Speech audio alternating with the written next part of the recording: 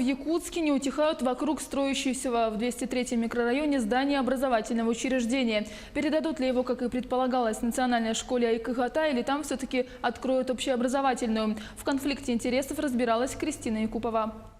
Новый застраивающийся микрорайон 203. На множество многоквартирных домов всего лишь одна школа, 33-я, и та находится в соседнем квартале. Сейчас на территории 203-го строят школу, в которую переедет уже существующее общеобразовательное учреждение. Проблема в том, хватит ли всем детям этого района мест в новой школе. Счастье было так близко. Школа на 550 мест с современным оборудованием и спортивной площадкой. Семья Аюшеевых купила квартиру в новом микрорайоне. Застройщик обещал, что рядом будут 2 новые школы. И проблем с устройством у них быть не должно. Мама 2 детей Дарина была уверена, ее дети будут учиться в новом здании. Но мы узнали в сентябре то, что здание, которое строится, оказывается, она будет отдана под национальную гимназию Айкыгата.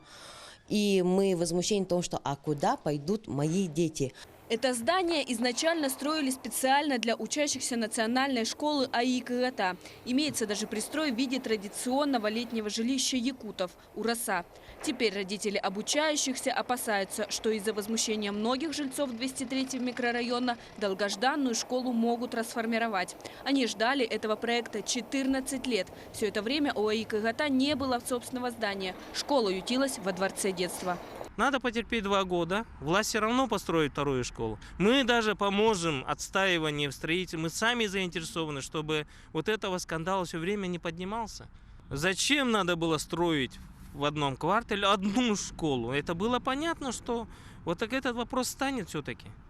Жители 203-го выступают против переезда целой школы в их квартал. Ведь спальный район рассчитан на небольшое количество людей. Улицы, переулки, детские площадки, а главное – парковки. Все это устроено под ограниченное пользование. Переезд же усложнит передвижение и транспорта, и пешеходов. Мы получили обращение граждан в эти дни по поводу строительства Айкыгата и нахождения его в 203-м микрорайоне. И в эти дни будут совещания по этому вопросу и будут приниматься решения. До окончания строительства новой школы в 203-м микрорайоне есть еще время внимательно выслушать обе стороны и найти решение с учетом законных интересов всех мнений. Кристина Якупова, Семен Семенов, Павел Пахомов, Якутск.